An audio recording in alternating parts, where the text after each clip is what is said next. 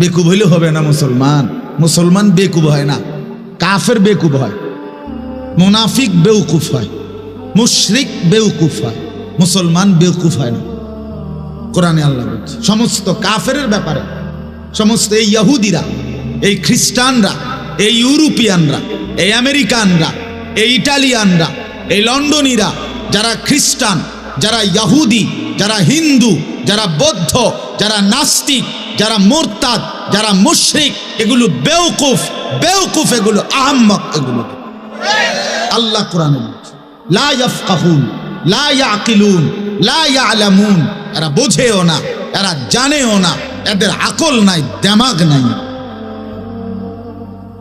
বলে তো এত কিছু যন্ত্রপাতি আবিষ্কার করতে আছে, যে এই যন্ত্রই আবিষ্কার করে, যন্ত্রই যা আবিষ্কার, নিজের জিন্দেগি আর চিনছে না, চিনছে মেশিন, মেশিনে চিনবে। একটার পরে একটা মেশিন আধুনিক হবে, জিন্দেগি আর সুন্দর হবে না, জীবন আর আখলাক হবে না, নিজে জীবন সুন্দর হবে। ভারতের একজন বড় বুজুর্গ ছিলেন সৈয়দ আবুল হাসান আলী আন-নদভী রাহমাতুল্লাহ আলাইহি।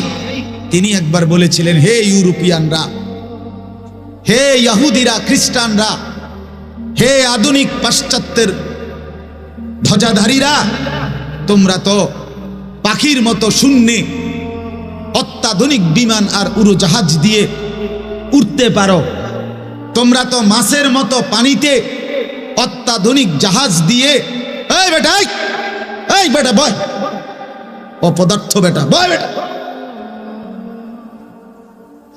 আহাম্মক কোথাকা, এখানে ছবি তুলতে আসছো বেটা, ফালতু ছবি তুলতে হাঁসমুর কানা উঠাইবা গিয়া। তো উনি বলছেন যে তোমরা তো পাখির মতো শূন্যে বিমান এবং উড়োজাহাজ দিয়ে উড়তে পারো, তোমরা তো মাছের মতো পানিতে জাহাজ দিয়ে চলতে পারো, কিন্তু মানুষের মতো দুই পায়ে জমিনে হাঁটতে পারো না, উঠতে না পারো, ভাসতে না পারো, কিন্তু মানুষের মতো মানুষ হয়ে, ইনসানের মতো ইনসান হয়ে খোদার এই জমিনে তো চলতে পারো না। যার চরিত্র নাই সে মানুষ কিভাবে, যার আখলাক নাই সে মানুষ কিভাবে, নারী পুরুষের যেখানে কোনো ভেদাভেদ নাই তারা মানুষ কিভাবে, চরিত্রের কোনো বালাই নাই তারা মানুষ কিভাবে, বেহায়াপনা, উলঙ্গপনা, অশ্লীলতা, অসভ্যতা, নোংরামি যাদের জিন্দেগি, তারা মানুষ কিভাবে, তারা মানুষ কিভাবে? বলেন, নারী পুরুষ, জেনা, ব্যভিচার, মদ, জুয়া, উলঙ্গপনা, অশ্লীলতা। আজকে যে ইসরায়েলের ইহুদি বেঈমানরা ফিলিস্তিনের মুসলমানদেরকে মারছে, তাদের যেই মেন কেন্দ্রস্থল তেল আবিব, ইসরায়েলের যে রাজধানী, গোটা পৃথিবী স্বীকৃত কথা যে পৃথিবীতে সবচেয়ে বড় পাপের নগরী, পৃথিবীতে সবচেয়ে বড় পাপের শহর এই ইসরায়েলের তেল আবিব। পৃথিবীর সমস্ত নোংরামি, পৃথিবীর সমস্ত জিনা, ব্যভিচার, অসভ্যতা, অশ্লীলতা, বেহায়াপনা সারা বছর সমান তালে, সারাদিন সারা রাত চলতে থাকে ওইখানে। আপনি যেই কোনো মোবাইল দিয়ে সার্চ করে এটা যে দেখে নিন যে তেল আবিবকে কি বলা হয়, পৃথিবীর পাপের নগরী বলে, পাপের নগরী। এবং এটার ব্যাপারে লেখা আছে সরাসরি যে এটা এমন এক শহর যে শহরে কখনো রাত হয় না,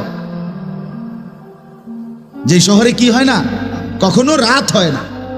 রাত হয় না মানে, রাত মানে তো মানুষ কিছুক্ষণের জন্য হলেও ঘুমায়, বিশ্রাম করে, কিন্তু এই শহরে এই ইহুদি, এই বেঈমান, এই কাফেরদের এই জায়গায় কোনো সময় রাত হয় না। রাত্রের সারাটা রাত পৃথিবীর বিভিন্ন অঞ্চল থেকে নারী পুরুষ ঝাঁক বাইদা আইসা এখানে জিনা, ব্যভিচার, মদ, জুয়া, নাচ, গান, উলঙ্গপতা সারা বছর সমানতালে হয়।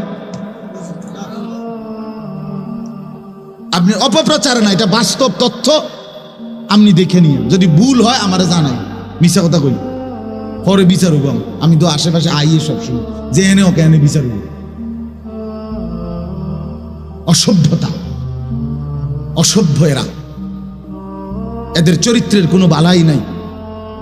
মানবতা, মনুষ্যত্ব, আল্লাহকে যে ভুলে যায়, ইবাদত যে ভুলে যায়, আখিরাতকে যে ভুলে যায়, তার মধ্যে কোনো মানবতা থাকে না। নালে পৃথিবীর কোনো মানুষ যুদ্ধকালীন সময়ে নারী, শিশু, অবুঝ বাচ্চা, হসপিটাল, শিক্ষা প্রতিষ্ঠান, অসহায় মানুষের আশ্রয় কেন্দ্র, ওইখানে হামলা করে না। এটা একেবারে সামান্য আকল যার আছে সেও এটা করতে পারে না। কিন্তু এই জানোয়াররা ফিলিস্তিনের মধ্যে নারী, শিশু, অবুঝ বাচ্চা, হসপিটাল, অসুস্থ মানুষ, আহত মানুষ, শিক্ষা প্রতিষ্ঠান, মসজিদ, গির্জা সব কিছু সমান করে দিছে, সব ধ্বংস করে ফেলছে। এত নৃশংস মানুষ কিভাবে হয়? এত নৃশংস মানুষ কিভাবে? এদের থেকে আমরা আদর্শ। এই ইসরায়েলের যে ফিকির, এই আমেরিকার সেম ফিকির। ইসরায়েল ইহুদিদের প্রতিটা বুদ্ধি আমেরিকার থেকে, আমেরিকার প্রতিটা বুদ্ধি ইহুদিদের থেকে।